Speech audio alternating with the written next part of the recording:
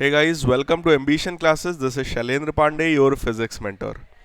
बच्चों, last classes में मैंने आपको कैपेसिटर्स के बारे में पढ़ाया था। काफ़ी डिटेल में हम लोग कैपेसिटर्स को पढ़ रहे हैं। होपफुली आज की क्लास कैपेसिटर की आखिरी क्लास होगी जिसमें हम लोग इलेक्ट्रोस्टैटिक्स पूरा कंप्लीट कर लेंगे। इलेक्ट्रोस्टैटिक्स में यही इतना पोर्शन बच्चों आता है। बहुत एक छोटा सा कॉन्सेप्ट रिमेनिंग रह गया है जिसको हम लोग लीकेज करंट थ्रू कैपेसिटर के नाम से जानते हैं। आइए इसी से हम लोग स्टार्ट करते हैं अपने सेशन को।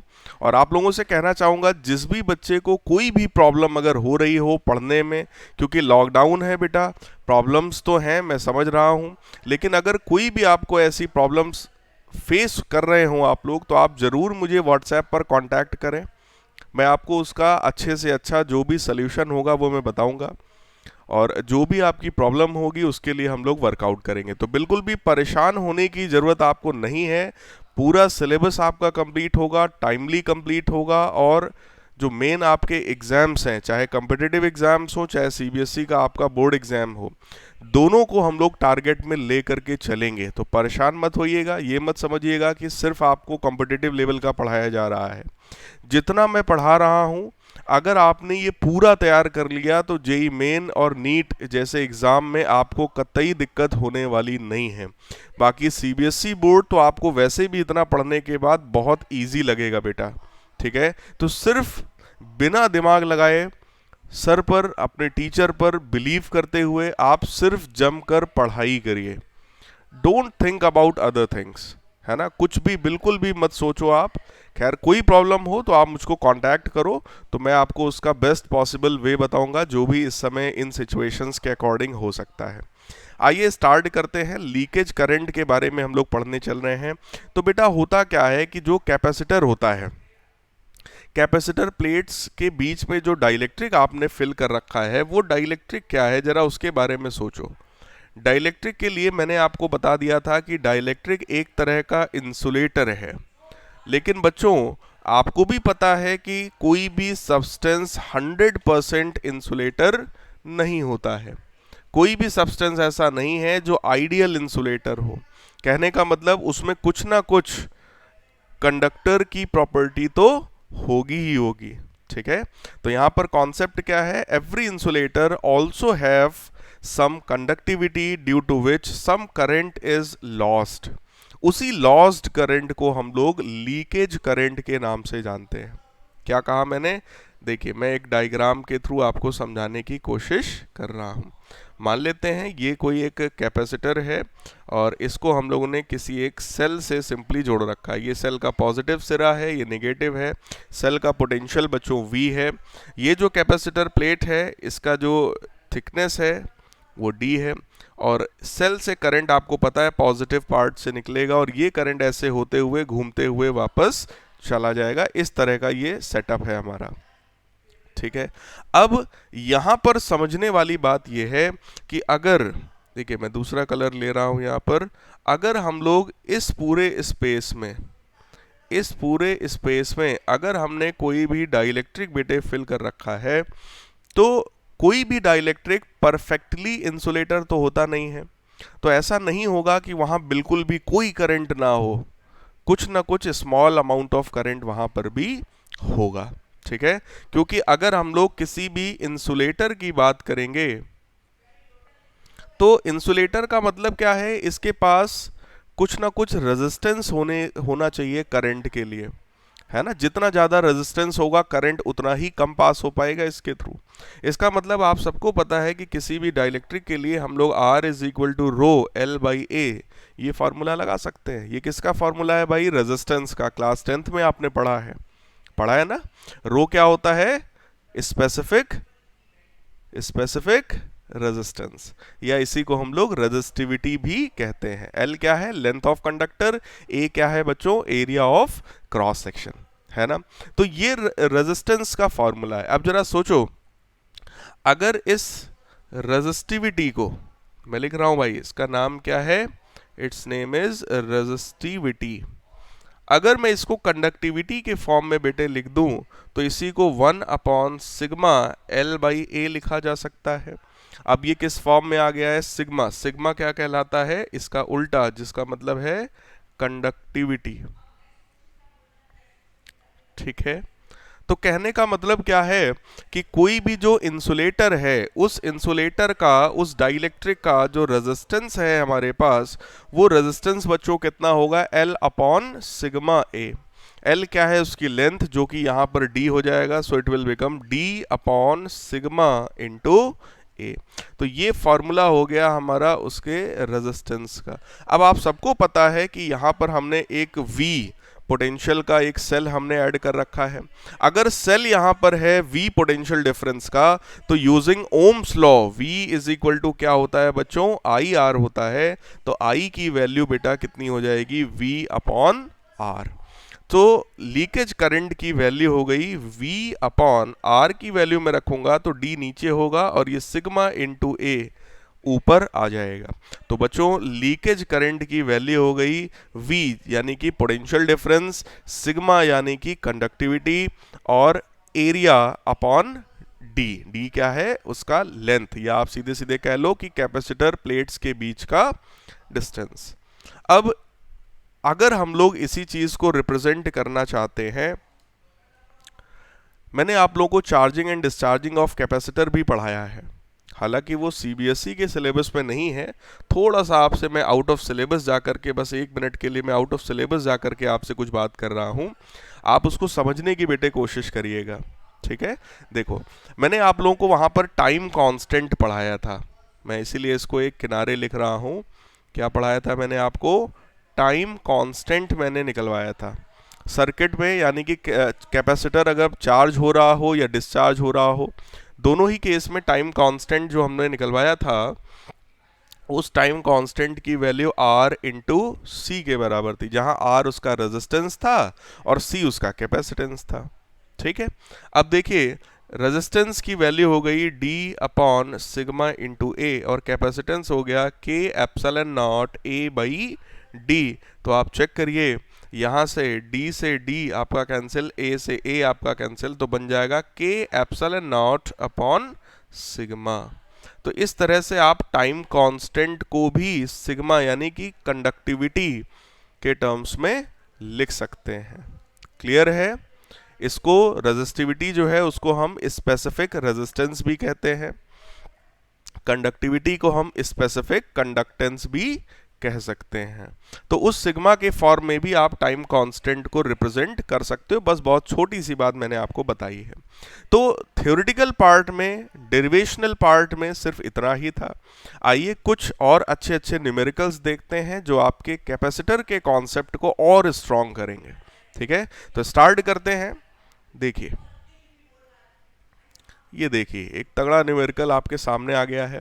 इस न्यूमेरिकल में आपसे कहा जा रहा है,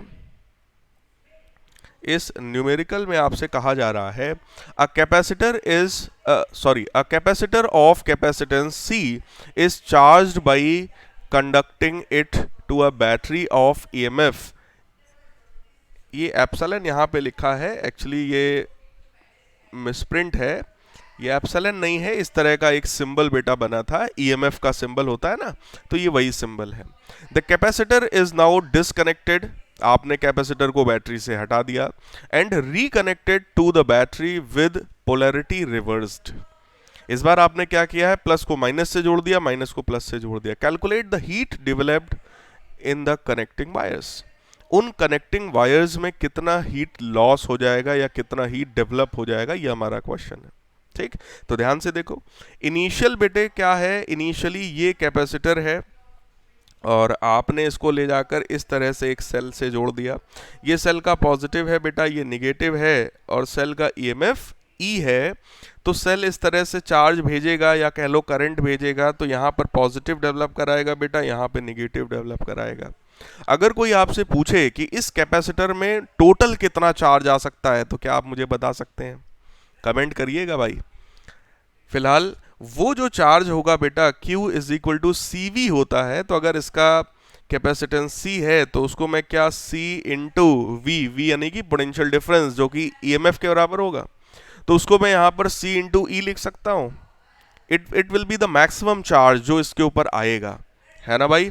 और कैपेसिटर के लेफ्ट वाले प्लेट पर यही इतना चार्ज होगा, पॉजिटिव होगा, और राइट वाले प्लेट पर यही इतना चार्ज नेगेटिव होगा। तो इतना सिस्टम था इनिशियल। अब आपने क्या किया है, इस कैपेसिटर को बैटरी से डिस्कनेक्ट किया है और अगेन उसको जोड़ा है, लेकिन पोलैरिटी रिवर्स करके। तो पोलैरिटी को भाई रिवर्स करने का मतलब, जरा ध्यान से देखो, पोलैरिटी को रिवर्स करने का मतलब क्या हो गया कि ये कैपेसिटर का प्लेट है, ये फिर से वही आपका सेल है, लेकिन इस बार मामला क्या हुआ है, ये प्लस है, ये माइनस है। इस बार इधर की तरफ बेटे माइनस था और इधर की तरफ आपका प्लस था।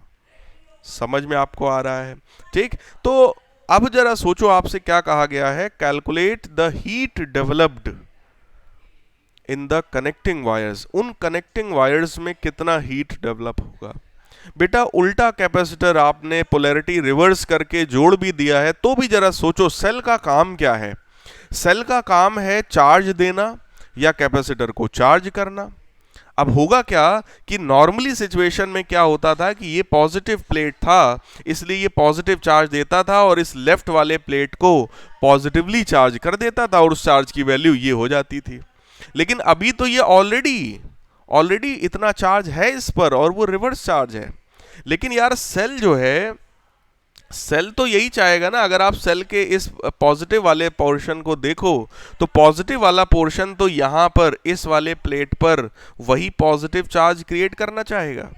इसका मतलब इस बार उसको कितना चार्ज देना पड़ेगा, जरा मुझे बताओ। इस प्लेट पर ऑलरेडी माइनस क्यू चार्ज है और सेल उसको प्लस क्यू तक चार्ज करना चाहता है। तो जल्दी से जरा सोचो सेल को कितना चार्ज देना पड़ेगा।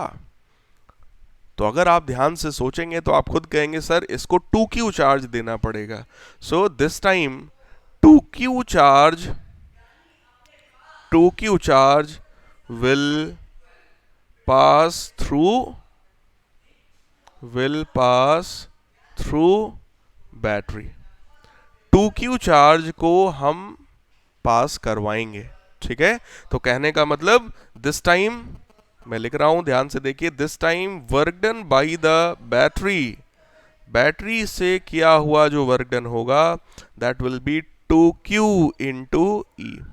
भाई work done by the battery जो होता है बेटा वो Q इंटू ई होता है, या सिंपली कहो Q इंटू वी होता है। आप सबको ये फॉर्मूला याद होगा, V बराबर W by Q। So W की वैल्यू QV होती थी, है ना। तो वही पोटेंशियल यहाँ पर EMF के बराबर है, इसलिए मैं E लिख रहा हूं। So it will be 2 Q की जगह मैं CV लिख दूंगा। Q is equal to CV होता है ना, तो C इंटू ई स्क्वायर। तो बच्चों इतना वर्क डन बैटरी को एक्स्ट्रा करना पड़ेगा, यही वर्क डन वहां पर हीट के रूप में दिखाई पड़ेगा। Clear? So this is your answer. I think आपको ये क्वेश्चन समझ में आ गया होगा। जिस भी बच्चे को इसमें प्रॉब्लम हो रही हो वो मैसेज करे, वो मुझे, चाहे आप टेलीग्राम ग्रुप को आप देख रहे होंगे, ऊपर लिखा हुआ है फॉलो ऑन टेलीग्राम, आप लोग टेलीग्राम ग्रुप को भी ज्वाइन कर सकते हैं अपने डाउट्स को क्लियर करने के लिए, या फिर आप व्हाट्सएप नंबर पर भी मुझे कांटेक्ट करके अपने डाउट्स को क्लियर कर सकते हैं। आइए नेक्स्ट क्वेश्चन पर बढ़ते हैं। अगला क्वेश्चन आपको मैं दिखाता हूं, ये देखिए अगला क्वेश्चन आपके सामने आ गया है। अगले क्वेश्चन में आपसे कहा जा रहा है an uncharged capacitor is connected to a battery, show that half the energy supplied by the battery is lost as heat while charging the capacitor। Capacitor को जब हम लोग चार्ज करते हैं तो कहा जा रहा है कि जितनी एनर्जी उस कैपेसिटर को सप्लाई की जाती है उसकी आधी एनर्जी ही कैपेसिटर में जाती है, मतलब रिमेनिंग जो है वो एनर्जी लॉस हो जाती है। तो यही चीज हमें बताना है भैया, लॉस हो जाती है तो कहाँ गई, कितनी लॉस हुई, उसी चीज को आपको प्रूफ करना है, ठीक है। तो आप जरा सोचो, अगर Q चार्ज हमें देना है, सो चार्ज गिवन टू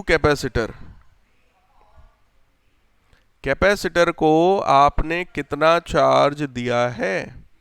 अगर कैपेसिटेंस C है और आपने उसको V पोटेंशियल तक चार्ज किया है बेटे, तो कितना चार्ज आपने दिया है, Q बराबर CV, है ना। It means in this case work done by battery कितना होगा, अभी मैंने जस्ट अभी पहले आपको करवाया था इसके प्रीवियस क्वेश्चन में। वर्क डन बाई बैटरी जिसको मैं W से डिनोट करूंगा, क्या वो Q इंटू वी के बराबर होगा, so that will become CV square. इतना वर्क डन किया है बच्चों बैटरी ने, ठीक है, तो ये इतना ही वर्क यानी इतनी ही एनर्जी उसमें स्टोर हो जानी चाहिए थी, but energy stored in capacitor. Capacitor में कितनी एनर्जी स्टोर होती है भाई, कितनी एनर्जी स्टोर हो जाती है, हाफ CV स्क्वायर। भाई हमने एनर्जी दिया था CV स्क्वायर और उसकी सिर्फ आधी एनर्जी हाफ CV स्क्वायर ही कैपेसिटर में स्टोर हुई है, तो इसका मतलब बच्चों क्या हो गया कि आधी एनर्जी क्या हो गई, लॉस हो गई। Hence half of its energy is lost, half energy is lost as heat, आधी एनर्जी भाई लॉस हो गई। क्लियर है, समझ आ गया आपको। CV स्क्वायर आपने एनर्जी दिया था, हाफ CV स्क्वायर उसमें होती है, इसका मतलब रिमेनिंग आधी एनर्जी क्या हो गई, लॉस हो गई। ठीक है, आइए हम लोग चलते हैं नेक्स्ट प्रॉब्लम पर। Gap between the plates is filled with a dielectric of dielectric constant K which varies parallel to the edge as K is equal to K naught plus alpha x, यहाँ पर alpha रह गया है, misprint हो गया है, तो alpha x where x is the distance from the left end, calculate the capacitance। देखो मैं इसका डायग्राम बच्चों बना रहा हूँ, बहुत ध्यान से आप देखिएगा। ये बेटा कैपेसिटर का प्लेट है, इसकी ये जो डिस्टेंस है इनके प्लेट्स के बीच का वो D है, ये जो लेंथ है वो A है, ऐसा। और आपसे कहा गया है ये जो कैपेसिटर का जो प्लेट है ये स्क्वायर प्लेट है,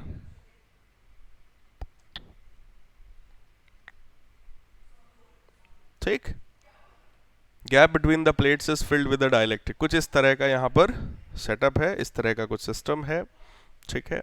आपसे बोला गया कि आप लेफ्ट हैंड से, मतलब लेफ्ट जो एंड है, ये वाला जो एंड है, इस एंड से x डिस्टेंस पर क्या कहा गया है कि अगर जो k की वैल्यू है वो चेंज हो रही है, मतलब लेफ्ट से राइट बेटा जब हम जाएंगे तो आप चेक करिए जो डाइलेक्ट्रिक कांस्टेंट है k, उसकी वैल्यू लगातार बढ़ रही है, चेक करो। अगर मैं x की वैल्यू 0 लिखूंगा, भाई k की वैल्यू ये है ना, अगर x की वैल्यू 0 लिखेंगे तो डाइलेक्ट्रिक कांस्टेंट k नॉट के बराबर है, और अगर x की वैल्यू मैं 1 ले लूं, मतलब लेफ्ट से मैं 1 यूनिट आगे बढ़ गया, तो अब क्या होगा, वो k नॉट प्लस अल्फा के बराबर हो जाएगा। अल्फा एक कांस्टेंट है, आपसे कैपेसिटेंस पूछा गया है, तो ऐसे क्वेश्चंस में जहां पर ये डाइलेक्ट्रिक कांस्टेंट वेरी कर रहा होगा, चेंज हो रहा होगा, तो आप सबको दिमाग में आ गया होगा कि भाई इंटीग्रेशन का कहीं ना कहीं यूज करना पड़ेगा। तो हमने क्या किया, इधर से x डिस्टेंस पर dx थिकनेस का एक, dx क्या है, इसकी विड्थ है, dx थिकनेस यानी विड्थ का एक एलिमेंट कंसीडर किया, ठीक है, एक एलिमेंट हमने इस तरह का कंसीडर कर लिया। अब जरा सोचो, ये जो ग्रीन कलर का मैंने बेटा एलिमेंट बनाया है, ऐसे कितने एलिमेंट्स होंगे, ढेर सारे भाई, यहां पर भी बनाया जा सकता था, बगल में बनाया जा सकता था, ऐसे बना सकते थे, ऐसे बना सकते थे, लगातार ऐसे ढेर सारे आप एलिमेंट्स बना सकते हो। और अगर मैं इन दो प्लेट्स के अक्रॉस देखूं, जरा ध्यान से सोचना भाई, मान लो एक पॉइंट ये है प्लेट का और एक पॉइंट ये है जिसके अक्रॉस मैं चेक कर रहा हूं, इन्हीं दो पॉइंट्स के अक्रॉस मुझे कैपेसिटेंस मान लो निकालना है। भाई दो प्लेट्स जब होती हैं तो किन्हीं दो पॉइंट्स के बीच में निकालते हो ना, तो अगर इधर से मैं देखूंगा तो ये सारे प्लेट्स, जरा सोचो, एक प्लेट यहां पर ऐसा मैं एलिमेंट मान सकता था, एलिमेंट यहां पर भी हो सकता था, इस तरह देखो मैं डॉटेड बना दे रहा हूं भाई, हालांकि यहाँ डायग्राम में इसकी जरूरत है नहीं, लेकिन मैं समझाने के लिए बता रहा हूँ। तो अगर ये एलिमेंट, ये एलिमेंट, ये एलिमेंट, इस तरह के जो एलिमेंट्स हैं, अगर आप इस पॉइंट और इस पॉइंट के अक्रॉस देखोगे बेटा तो ये पैरेलल में आपको कनेक्टेड दिखाई पड़ेंगे। और पैरेलल में कैपेसिटेंस का क्या होता है, C1 plus C2 plus C3 and so on, मतलब सिंपली हम जोड़ देते हैं उनको। तो ऐसे में हम लोग क्या करेंगे, उस एलिमेंट के लिए हम कैपेसिटेंस की वैल्यू लिखेंगे जो कि DC है। सो DC is the capacitance for the small element. क्या होता है capacitance, K epsilon not A by D। तो जरा ध्यान से देखो, इसके लिए K की वैल्यू है K not plus alpha x, ठीक, एप्सिलॉन नॉट। उसका एरिया कितना होगा, उस एलिमेंट का एरिया कितना होगा, जरा इमेजिन करना भाई, कितना एरिया होगा इसका। देखने में तो ये d इंटू डी एक्स लग रहा है, जरा ध्यान से सोचो कितना होगा। क्या वो a इंटू डी एक्स होगा, epsilon not distance between this. सोचना बेटा, जरा सोचो, जो एलिमेंट आपने कंसीडर किया है दो प्लेट्स के बीच का, ये फिगर देखने में 2D है, बट क्या फिगर 2D होगा बताओ। अगर कैपेसिटर के प्लेट्स हैं तो क्या ये फिगर 2D होगा, नहीं होगा। स्क्वायर प्लेट्स हैं, इमेजिन करो यार, स्क्वायर प्लेट्स हैं, है ना। तो स्क्वायर प्लेट के बीच में जो आप ऐसे एक एलिमेंट मानोगे, एक पट्टी मानोगे पूरी अंदर तक, ठीक, तो उसकी ये वाली जो लेंथ होगी, ये वाली लेंथ, ये लेंथ कितनी होगी भाई, जितनी स्क्वायर प्लेट की लेंथ है, मतलब a। और ये थिकनेस कितनी है, dx। तो एरिया कितना हो गया, a इंटू dx, ठीक है। तो ये आ गया आपका। अब मुझे यहां से अगर C निकालना है तो आप सबको पता है यहां पर capacitance C1 plus C2 plus C3 होगा, इसलिए मुझे सिंपली बस इंटीग्रेट करना है। So epsilon not A by D constant था इसलिए बाहर हो गया, अंदर क्या बचा, integral K not plus alpha x into d x. X की वैल्यू कहां से कहां तक होगी, that will be from 0 to A। x जो लेंथ है वो 0 से a तक हो जाएगा, बस इसको उठाकर इंटीग्रेट कर दो। सो it will become epsilon not, final अगर मैं आंसर लिख दूं तो a square by D k not plus a alpha by 2। Integrate सिर्फ करिएगा बेटा, k नॉट कांस्टेंट है, इंटीग्रेट करोगे तो k नॉट इंटू एक्स हो जाएगा, प्लस अल्फा x का इंटीग्रेशन x स्क्वायर बाई 2 हो जाएगा।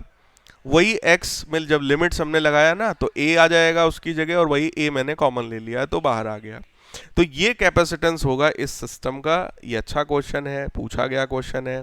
ऐसा क्वेश्चन आप लोगों से पूछा जा सकता है, जो क्वेश्चंस पहले कॉम्पिटिटिव एग्जाम में कभी पूछे गए हैं, अब आजकल वो क्वेश्चंस आपके एनसीईआरटी के एग्जाम में यानी कि सीबीएसई के एग्जाम में पूछ दिए जाते हैं, इसलिए आप इसको तैयार कर लीजिएगा। नीट में ये क्वेश्चन इस तरह का पूछा जा सकता है, variable capacitance, variable dielectric constant पर बेस्ड क्वेश्चन, ठीक है। आइए नेक्स्ट क्वेश्चन पर चलते हैं। सॉरी, ये आ गया हमारा अगला क्वेश्चन। इस क्वेश्चन में क्या कहा जा रहा है, एक मैं आपको पहले फिगर दे दूं मैं, ठीक है, मैं आपको पहले एक फिगर दे दूं, ये देखिए।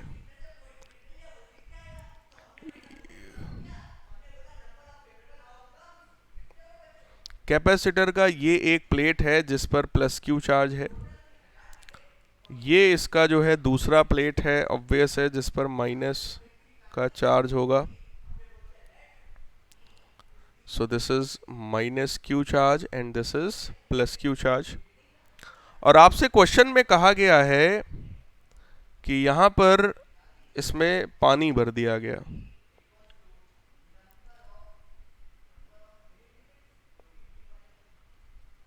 आपसे कह रहे हैं, क्वेश्चन को पढ़िए ध्यान से। A parallel plate capacitor is placed in such a way that its plates are horizontal and, पढ़िए क्वेश्चन को। A parallel plate capacitor is placed in such a way that its plates are horizontal and lower plate is dipped into a liquid of dielectric constant K and density rho. Each plate has an area A. The plates are now connected to a battery which supplies a positive charge of magnitude q to the upper plate. ठीक है, वो मैंने दिखाया है आपको. Find the rise in the level of the liquid in the space between the plates. चलो भाई, तो ये पूरा इसको जो है किसी लिक्विड में बेटा फिल कर दिया गया है.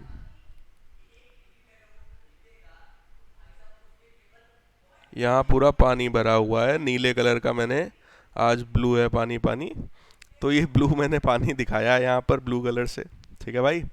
अब आपसे बस ये कहा जा रहा है कि कैपेसिटर प्लेट्स के बीच में जो वाटर है बेटा वो कितना राइज करेगा. तो मान लेते हैं यार इसके बीच में, यहाँ से ये ऐसा मान लो ऐसा ऐसा राइज किया और इस तरह से राइज कर चुका है. प्लेट्स के बीच में ऐसे राइज किया और इधर से फिर से जो है वो डाउन हो गया. ठीक, तो हमको बस आप अगर ध्यान से देखो, मैं देखो यहाँ पर एक आपको ऐसा बना करके दिखा रहा हूँ. अगर मैं इस तरह से देख लूँ कि भैया इतना वाटर जो है वो राइज कर गया, इतना वाटर जो है वो राइज कर गया. मैं नेम भी लिख दे रहा हूँ भाई, ABCD. ठीक, ABCD इस तरह का इतना अमाउंट है वाटर का बेटा जो राइज कर गया. ठीक, इस पूरे में पानी भरा भाई अंदर. रेड कलर का ये कुछ है नहीं, पानी है भाई, कंफ्यूज मत होना भाई. ठीक, अब देखो बेटा ऐसे में होगा क्या कि ये जो वाटर है, this water will behave as a dielectric. ये जो वाटर है हमारा किसकी तरह बिहेव करेगा भाई? It will behave like a dielectric. अब क्योंकि ये एक डाइलेक्ट्रिक की तरह बिहेव करेगा, तो ध्यान से सोचो, डाइलेक्ट्रिक को जब हम लोग प्लेट्स के बीच में रखते हैं तो डाइलेक्ट्रिक के दोनों तरफ चार्ज इंड्यूस होता है ना भाई. कितना चार्ज इंड्यूस होता है उसको जरा सोचो. तो अगर मैं, चलो मैं पूरी चीज इस क्वेश्चन में मैं आपको लिख करके दिखा दे रहा हूं भाई. ठीक है, पूरी चीज मैं यहां लिख दे रहा हूं आपके लिए. क्या है? Induced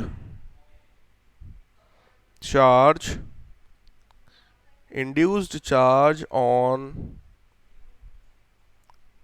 upper surface of liquid की जो अपर सरफेस है, अरे यार जिसको आपने CD नाम दिया है, उस पर मैं चार्ज लिख रहा हूं.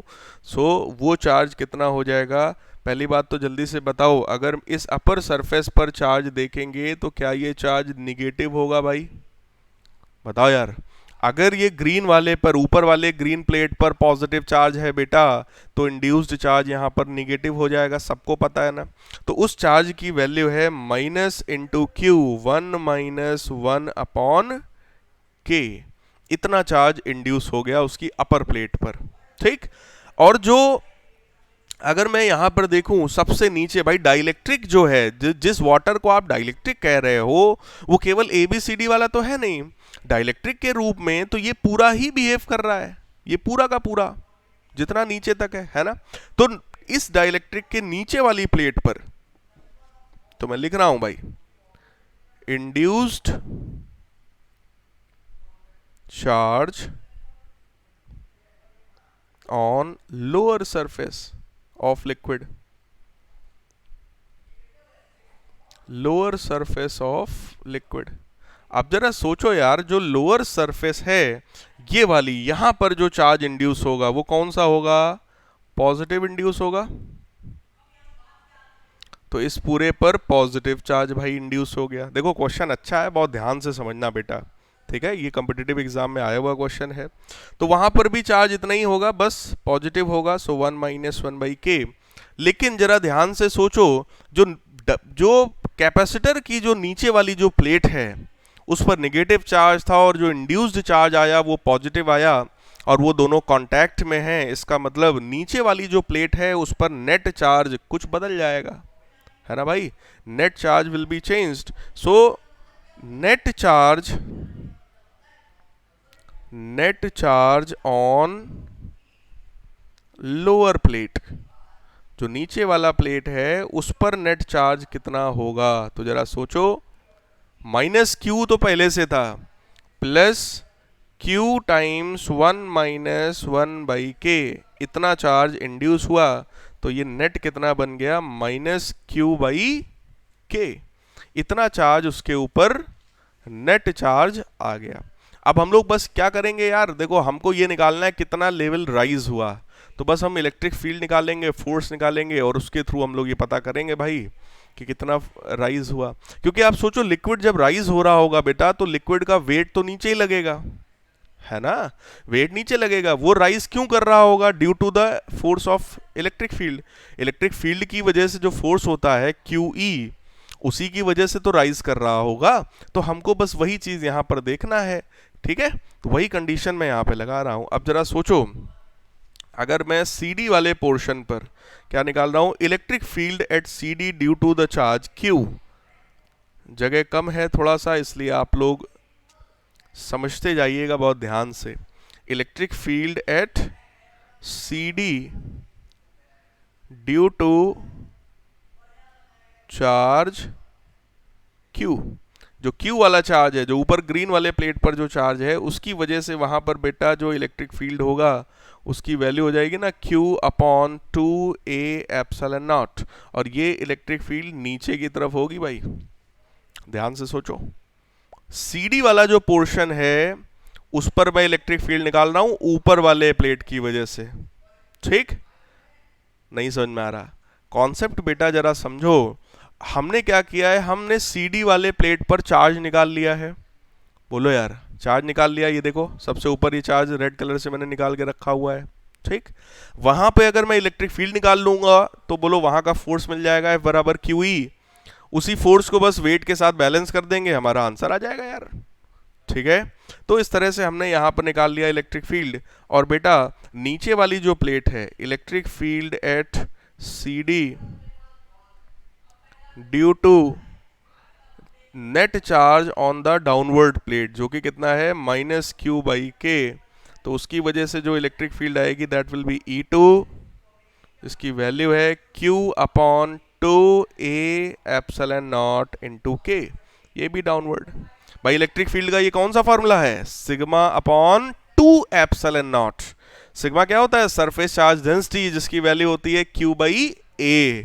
वही मैं लगा रहा हूं भाई, एक प्लेट की वजह से कितना होता है इलेक्ट्रिक फील्ड? σ/2ε0। ये सब पढ़ा चुका हूं भाई, मैं सब कुछ पढ़ा चुका हूं।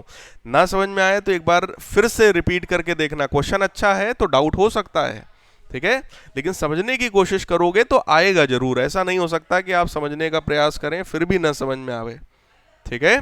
तो आइए इसी चीज को और आगे बढ़ाता हूं। इसका मतलब दोनों इलेक्ट्रिक फील्ड बच्चों डाउनवर्ड है, so we can find out the net electric field which will be E1 plus E2।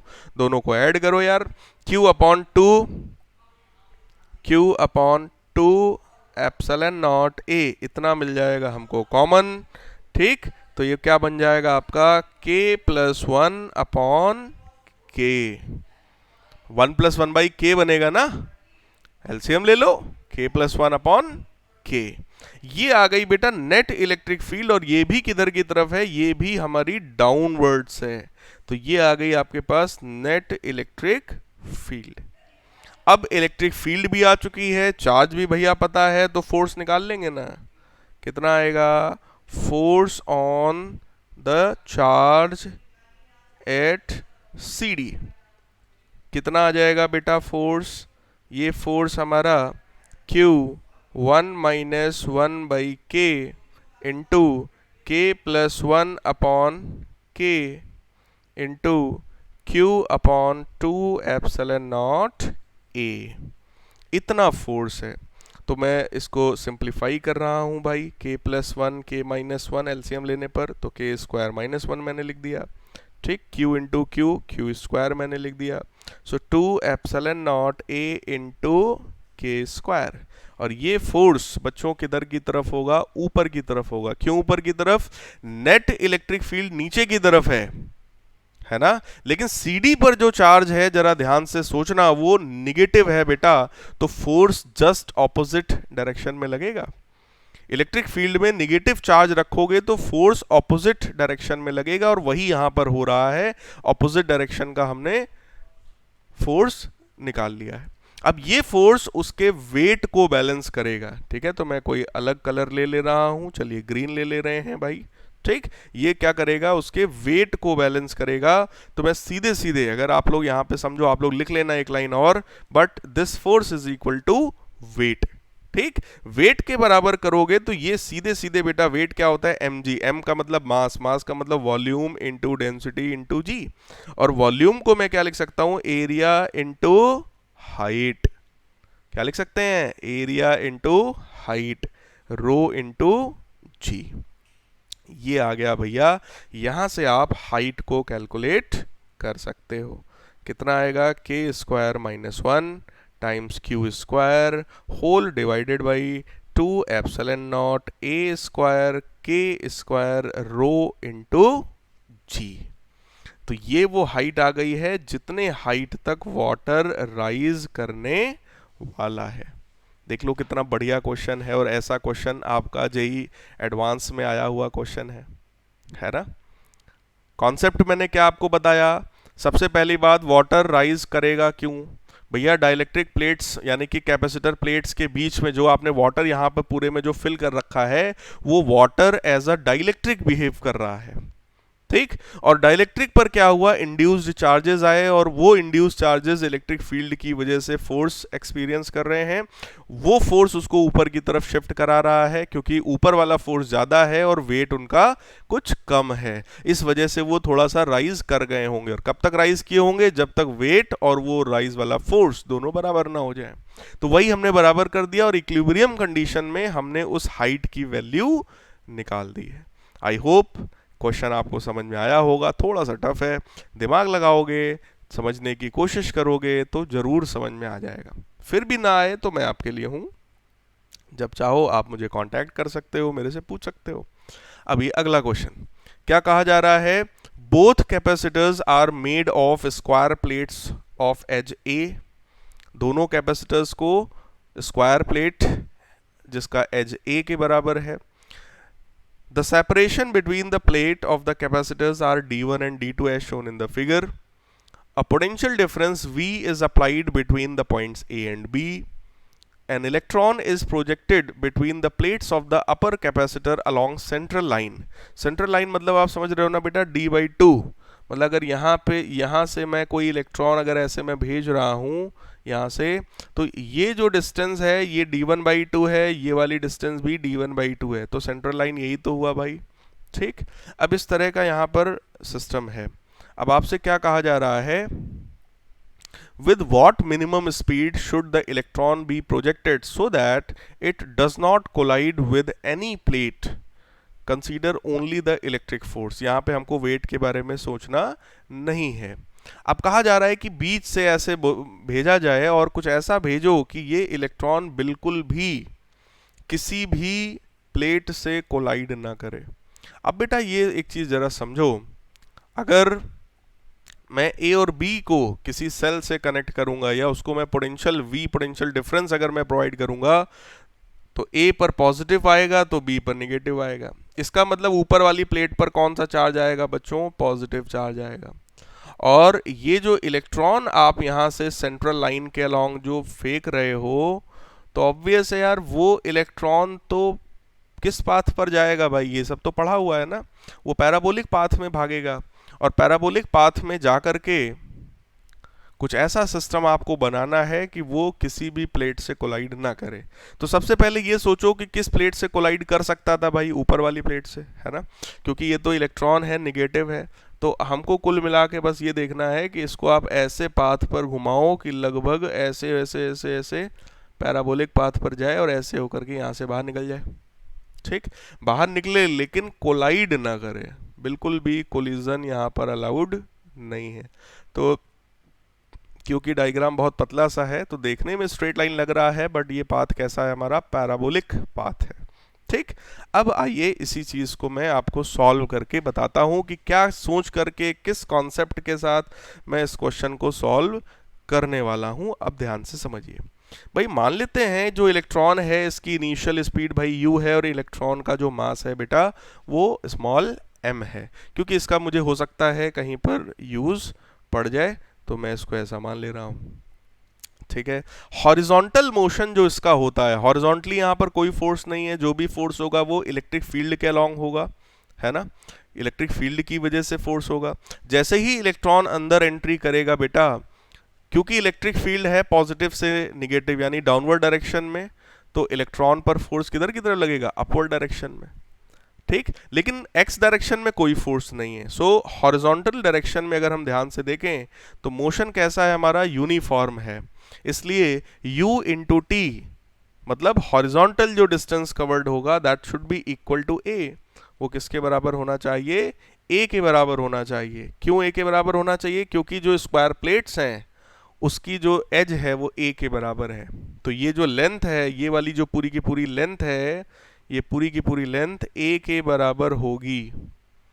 ये पूरी की पूरी लेंथ, ठीक है, a के बराबर होगी बेटा, ठीक। अब जरा सोचो u इंटू टी जो है वो a के बराबर है, तो यहां से अपने को टाइम मिल गया a बाई यू, ये टाइम है। वाई डायरेक्शन का अगर मैं मोशन कंसीडर करूं तो h बराबर U T plus half G T square होगा, लेकिन क्योंकि ये हम सिर्फ वाई डायरेक्शन में लगा रहे हैं तो इसको हम u y plus half a y into t square लिखेंगे। अब कितना उसको हाइट वहां पर बैलेंस करके चलना है भाई, d by two, horizontally d by two ही उसको कवर करना है मैक्सिमम, ठीक। इनिशियल वाई डायरेक्शन में 0 है, प्लस हाफ एक्सेलरेशन कितना होगा भाई, इलेक्ट्रॉन पर एक्सेलरेशन कितना होगा, ई बाई एम, ये सब हम लोग पढ़ चुके हैं पहले से। टाइम की वैल्यू कितनी है, a बाई यू का whole square. Let us suppose it is equation number 1। हमको क्या निकालना है, with what minimum speed should the electron be projected. अगर इलेक्ट्रॉन की मिनिमम स्पीड निकालनी है तो जरा ध्यान से देखो, यही u ही तो हमें निकालना है, यही u तो हमें निकालना है, क्योंकि हाइट हमने कौन सी ले ली है, हमने मैक्सिमम हाइट ले ली है जो वो कवर कर सकता है। और maximum height d1 by two लेने का मतलब ये जो इलेक्ट्रॉन है जस्ट यहाँ ऊपर इस वाले प्लेट को, यहाँ पर इस प्लेट को जस्ट टच करता हुआ एकदम निकलेगा, लेकिन टच कर नहीं पाएगा। एकदम क्रिटिकल कंडीशन को मैं मान के चल रहा हूं, ठीक है। अब ध्यान से देखो, जो दोनों कैपेसिटर्स हैं बच्चों, दोनों कैपेसिटर्स हमारे सीरीज में कनेक्टेड हैं। अच्छे लेवल का क्वेश्चन है, इसलिए ध्यान से समझिए।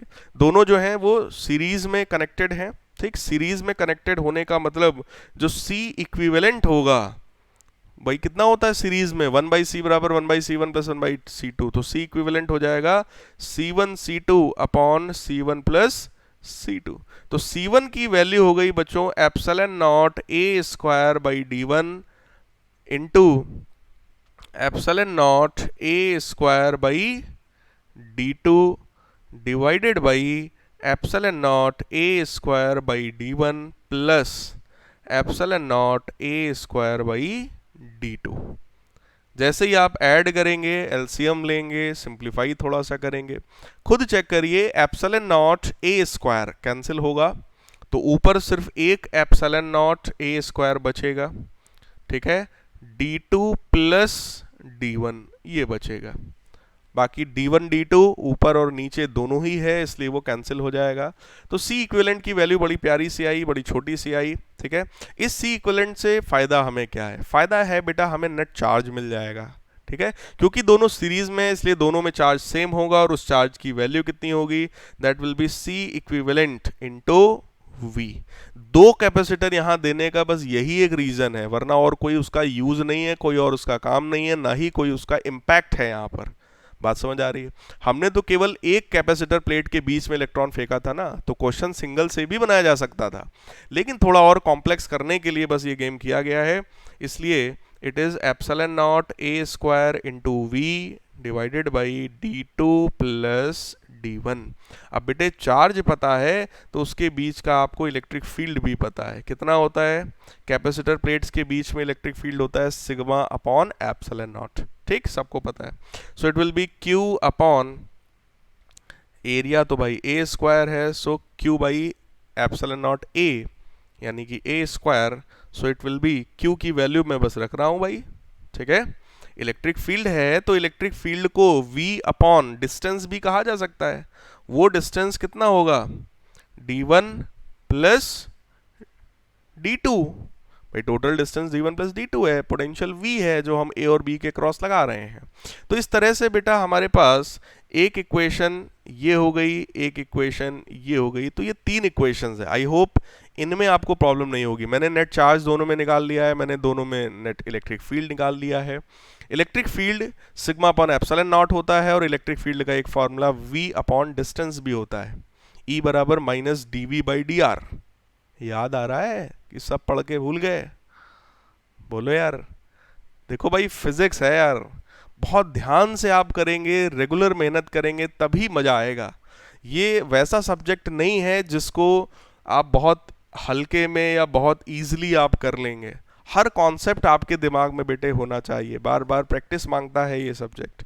सो from equation 1, d1/2 is equal to half E/m into electric field. Electric field की वैल्यू क्या होगी? इलेक्ट्रिक फील्ड की वैल्यू क्या होगी?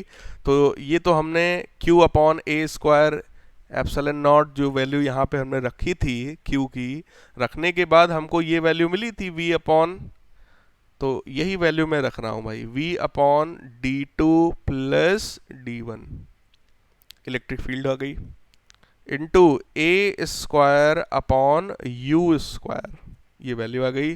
तो यहाँ से u स्क्वायर, देखो 2 से 2 तो कट गया, u स्क्वायर मैं लेफ्ट ले जा रहा हूँ, बाकी सब मैं राइट ले आऊँगा, तो ये बन जाएगा EVA square upon m d1 plus d2।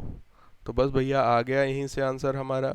कितना आ गया? u is equal to under root EVA square upon m d1 plus d2।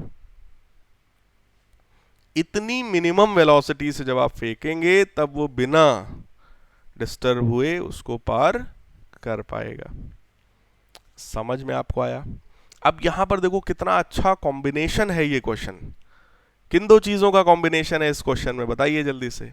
इस क्वेश्चन में कैपेसिटर तो है ही है, प्रोजेक्टाइल को भी बड़े अच्छे से यूज कर लिया, और कैपेसिटर को भी अच्छे से यूज किया है, क्योंकि दो कैपेसिटर्स को सीरीज में जुड़वा दिया, चार्ज सेम हो गया, इलेक्ट्रिक फील्ड चेंज हो गई, क्योंकि पोटेंशियल V दिया है वो भी A और B के क्रॉस, है ना। तो इस तरह के क्वेश्चंस अच्छे हैं, आपसे पूछे जा सकते हैं, इसलिए आप इस तरह के क्वेश्चंस की खूब प्रैक्टिस कर लीजिए।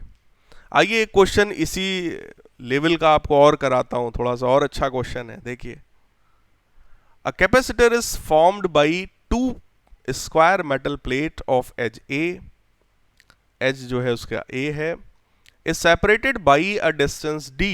Dielectric constants K1 and K2 are filled in the gap as shown in the figure. Find the capacitance. आपको कैपेसिटेंस बताना है कितना होगा। क्वेश्चन ध्यान से देख लो भाई। कैपेसिटर की प्लेट्स हैं जो ब्लैक कलर की दिख रही है ना, मोटी मोटी, ये दोनों प्लेट्स हैं, एक ऊपर की प्लेट है, एक नीचे की प्लेट है, और डायगोनल एक ऐसा आपको दिख रहा होगा, उस डायगोनल के ऊपर जितना भी मटेरियल है उस सबका डाइलेक्ट्रिक कांस्टेंट K1 है, इस वाले पूरे मटेरियल का, और नीचे वाला जितना भी मटेरियल है इस पूरे का डाइलेक्ट्रिक कांस्टेंट कितना है? K2 है। इस तरह से जोड़ा गया है, और आपको ये बताना है कि अगर मैं इन दो पॉइंट्स के बीच में देखना चाहूं, इस पॉइंट और इस पॉइंट के अक्रॉस अगर मैं देखना चाहूं, तो इक्विवेलेंट कैपेसिटेंस कितना होगा बच्चों, ठीक है। आइए ऐसे में हम लोग क्या करते हैं, एक इस तरह का भाई एलिमेंट बांधते हैं, इतना तो आप लोग समझ ही गए होंगे अभी तक, है ना। लेट अस सपोज ये एलिमेंट लेफ्ट साइड से x डिस्टेंस पर है, और उसकी ये थिकनेस कितनी है? dx है। टोटल लेंथ तो a पता ही है क्योंकि स्क्वायर प्लेट है भाई, है ना। Let us assume this angle is theta, ये वाला एंगल भी कितना होगा? थीटा। तो ध्यान से बेटा जरा सोचो, अगर मैं टोटल डिस्टेंस निकालना चाहता हूं प्लेट्स के बीच का, तो थीटा के टर्म्स में हम लोग निकाल सकते हैं। कैसे निकाल सकते हैं? ये डिस्टेंस हो जाएगा x tan थीटा, ठीक है, और ये ऊपर वाला, ये वाला जो डिस्टेंस है, ये डिस्टेंस कितना हो जाएगा? d minus x tan theta.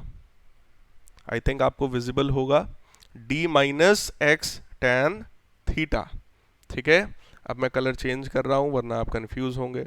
ऊपर वाला ये जो कैपेसिटर है इसका मैं कैपेसिटेंस मान रहा हूं dC1, इतने पोर्शन का, ठीक है, और जो नीचे वाला है मैं उसको ग्रीन से शो कर रहा हूं, ये वाला, इतने पोर्शन का मैं कैपेसिटेंस मान रहा हूं DC2। ठीक है, वैल्यूज को देखना बहुत बहुत ध्यान से बेटा, सोचना। अगर आप इन दो पॉइंट्स, जिन पॉइंट्स के अक्रॉस निकालना है, ये पहला पॉइंट है और ये दूसरा पॉइंट है, इन दोनों पॉइंट्स के अक्रॉस अगर आप देखोगे ऊपर और नीचे से, तो ये दोनों जो DC1 और DC2 है किस कॉम्बिनेशन में है, सबसे पहले बताओ मुझे। क्या ये दोनों सीरीज में है भाई? बोलो यार, किस कॉम्बिनेशन में है? सीरीज कॉम्बिनेशन में। और सीरीज कॉम्बिनेशन में होने की वजह से ही ये थोड़ा सा टफ है। ठीक है, तो ध्यान से देखना, मैं वैल्यू को लिख रहा हूं। DC1 जो होगा बेटा वो K1 एप्सिलॉन नॉट। अब एरिया बताओ, सोचो, इतना जो पोर्शन है यहां से लेकर के यहां तक, इसके ऊपर तक का ये वाला जो पोर्शन है, इसका एरिया कितना होगा? फिगर 3D है। जो स्क्वायर प्लेट्स हैं कैपेसिटर की ना, ऊपर वाली प्लेट, उसका एज A के बराबर है, एरिया A स्क्वायर के बराबर है। तो वो सोच करके बोलना, अभी प्रीवियस क्वेश्चन में भी यूज किया था मैंने। तो बेटा DA की वैल्यू हो जाएगी A into DX, this divided by क्या आ जाएगा? D minus x tan theta. ठीक है बच्चों, तो इस तरह से हम लोग DC1 वैल्यू हम लोग ने निकाल लिया है। अगली वैल्यू जो हम लोग निकालेंगे that will be DC2, that will be K2 epsilon naught, area उसका A dx whole divided by x tan theta. Correct है ना? DC1 निकाल लिया, DC2 निकाल लिया यार। अब मेन गेम ये है कि दोनों सीरीज में हैं, तो अब यहां पर असली गेम है, DC निकालोगे। DC मतलब ये जो हमने वर्टिकल एलिमेंट हमने माना था, इस एलिमेंट का कैपेसिटेंस अब मैं निकाल रहा हूं। ठीक है, वो कितना हो जाएगा बहुत ध्यान से देखना भैया, सीरीज में है तो DC1 DC2 upon DC1 plus DC2, so it will be epsilon not K1 K2 A into DX upon K2 D minus x tan theta plus K1 into x tan theta. जिन भी बच्चों को ये चीज ना समझ में आई हो, वीडियो को अभी तुरंत पॉज करो और सॉल्व करो इसको। DC1 DC2 मल्टीप्लाई तो भाई कर लोगे ना यार, तो 9 10 तो सब लोग पास हो भाई। तो सिंपली मल्टीप्लाई करो और देखो क्या ऐसा आ रहा है कि नहीं आ रहा है। ठीक, मैंने एक स्टेप यहाँ पर गायब किया है। ठीक है, क्योंकि बहुत ज़्यादा बेटा यहाँ पर स्पेस नहीं है, इस वजह से। सो C की वैल्यू अगर मुझे निकालना है तो दोनों तरफ बेटा इंटीग्रेट करना पड़ेगा। तो मैं कांस्टेंट टर्म्स यानी कि epsilon not K1 K2 A ये सब मैं बाहर कर रहा हूँ। अंदर बचेगा dx अपॉन K2D प्लस, ध्यान से देखना, K1 minus K2 x tan theta, ये सब मैंने एक तरफ कर दिया। लिमिट ऑफ इंटीग्रेशन x का होगा और x की वैल्यू 0 से लेकर के a तक हो जाएगी। So we can write here epsilon not a K1 K2। अब ये जो टर्म है, इस टर्म का इंटीग्रेशन लॉग के फॉर्म में आएगा भाई। लॉग के फॉर्म में क्यों आएगा? क्योंकि it is something like dx upon 1 plus x, कुछ इस तरह का टर्म है ये।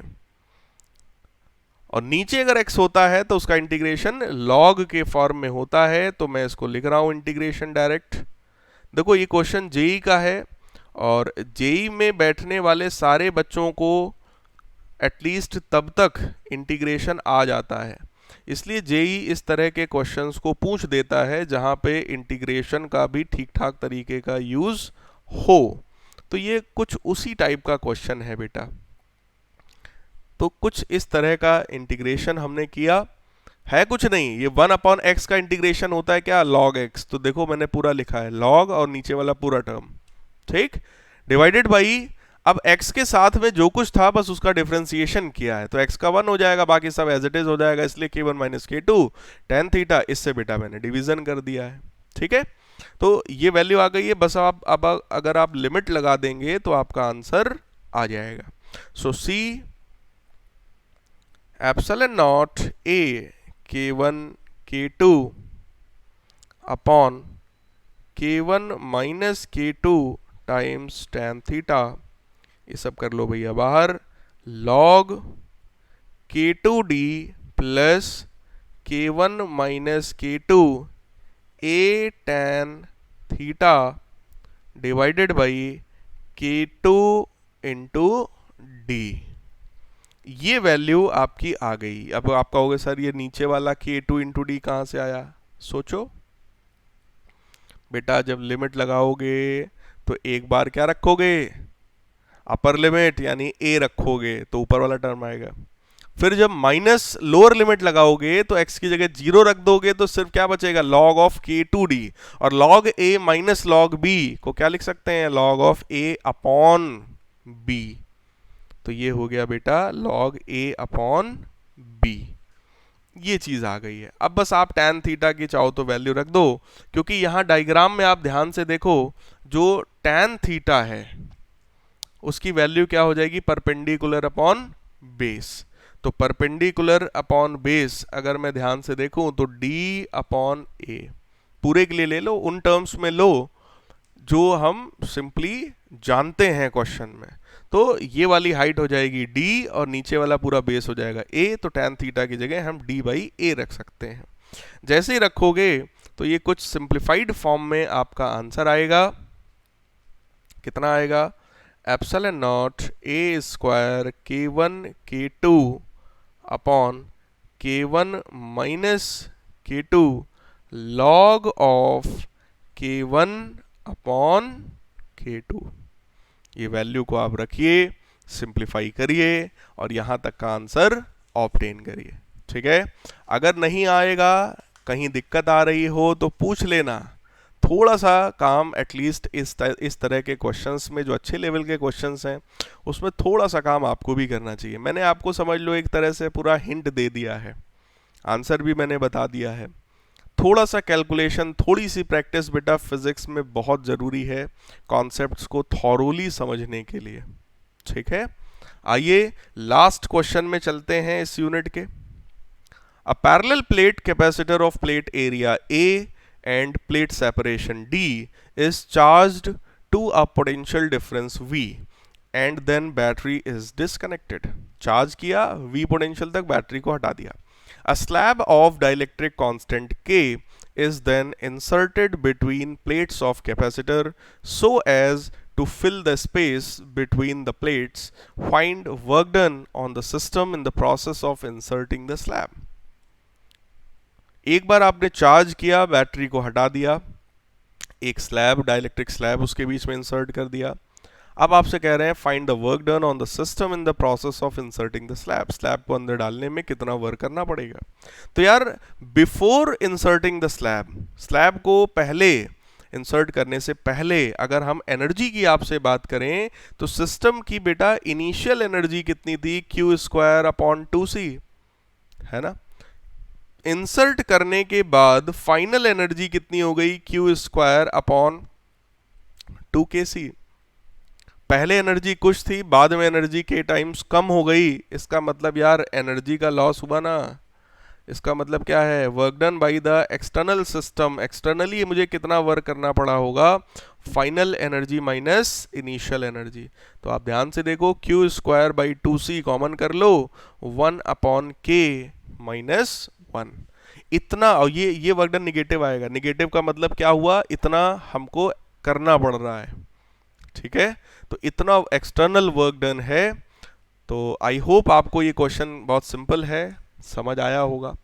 लेकिन ये कॉन्सेप्चुअल प्रॉब्लम है, कॉन्सेप्ट आपको समझ में आना चाहिए, क्या सोच के किया गया है वो समझ में आना चाहिए, तभी आप कर पाएंगे। तो ये कुछ सैंपल प्रॉब्लम्स थे जो मैंने आपको करा दिए हैं जेईई मेन एडवांस लेवल पर। अब आप लोगों का होमवर्क है, आपका ये पूरा यूनिट कंप्लीट हो गया है। Electrostatics is completely covered. आपका जो एनसीईआरटी लेवल है सीबीएसई वो तो कवर हो ही चुका है। आपका जेईई मेन और नीट दोनों लेवल पर पूरा थॉरोली मैंने कवर कर दिया है, along with some numerical problems also. अब आप लोगों का काम है, आप लोग डिफरेंट बुक्स जो आपकी हैं आप उसकी प्रैक्टिस करिए। एनसीईआरटी बुक के क्वेश्चंस न्यूमेरिकल्स को सॉल्व करिए। बहुत ही जल्द मैं एनसीईआरटी के भी पूरे सॉल्यूशंस आपको प्रोवाइड करूंगा चैप्टर वाइज। ठीक, सारे चैप्टर वाइज सारे सारे क्वेश्चंस के न्यूमेरिकल्स के मैं आपको सोल्यूशन दे दूंगा, ताकि आपको, और वीडियो सोल्यूशंस होंगे ताकि आपको अच्छे से समझ में आ जाए सारे प्रॉब्लम्स। लेकिन बेटा इस साल आपका बोर्ड एग्जाम भी है और ये कम्पिटिटिव एग्जाम्स भी हैं, या जो लोग पास आउट हैं उनके लिए भी न्यूमेरिकल्स की प्रैक्टिस खुद से करना बहुत जरूरी है। बिना उसके आपको कॉन्फिडेंस नहीं फील होगा, कभी नहीं फील होगा, फिजिक्स जैसे सब्जेक्ट में कभी भी फील नहीं होगा। ठीक है, तो आई होप आप लोग खूब प्रैक्टिस कर रहे होंगे, जम के मेहनत कर रहे होंगे। कोई प्रॉब्लम आए मुझसे कांटेक्ट करिएगा, मैं आपकी हेल्प जरूर करूंगा। Thank you guys, take care.